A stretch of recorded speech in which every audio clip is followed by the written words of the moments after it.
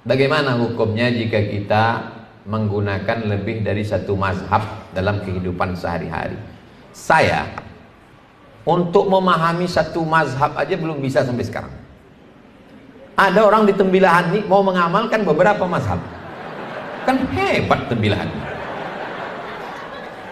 Lautnya luas, daging ikannya segar, pohon kelapanya luas, jamaah hajinya terbanyak, ilmunya pun hebat, sampai beberapa mazhab mau diamalkannya. Konsistenlah dalam satu mazhab.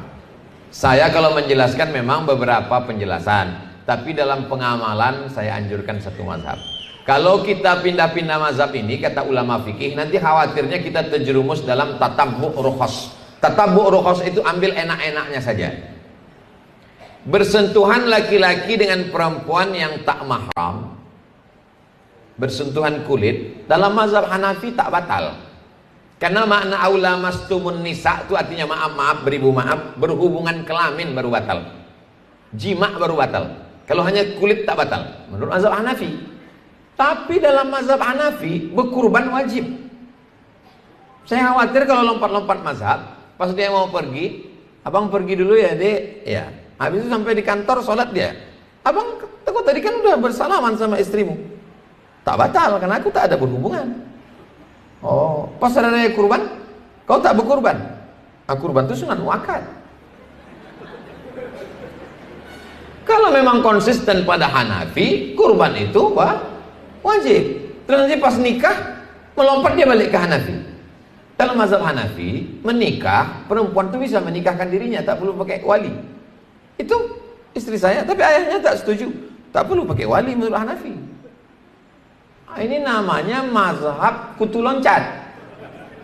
Jadi konsisten saja dalam satu mazhab supaya kita tidak kacau dalam beribadah.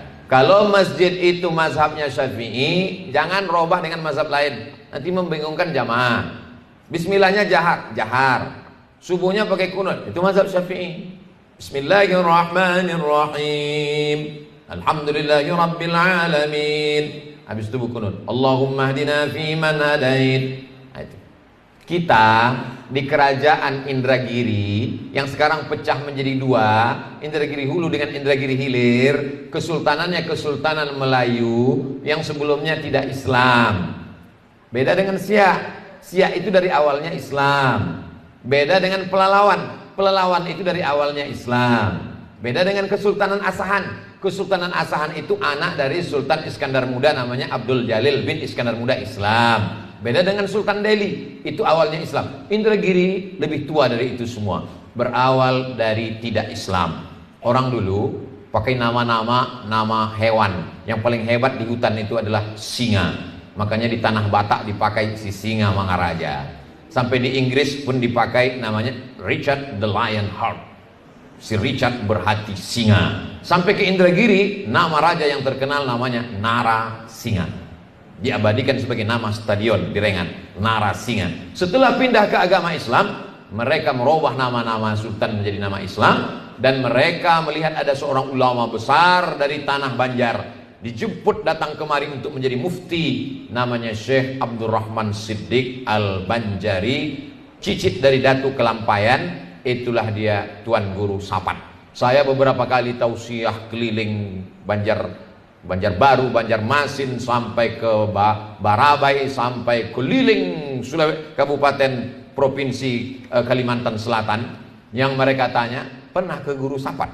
Pernah ke Tembilahan? Itu aja. Tak ada mereka tanya gubernur, bupati, tak ada mereka tanya. Mohon maaf Pak Bupati.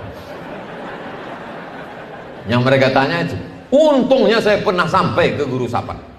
Coba kalau tak sampai, pernah ke sana. Jadi memang luar biasa. 20 tahun lah Syekh Abdurrahman Siddiq Al-Banjari menjadi mufti di kerajaan Indragiri. Sampailah kita merdeka tahun 1945.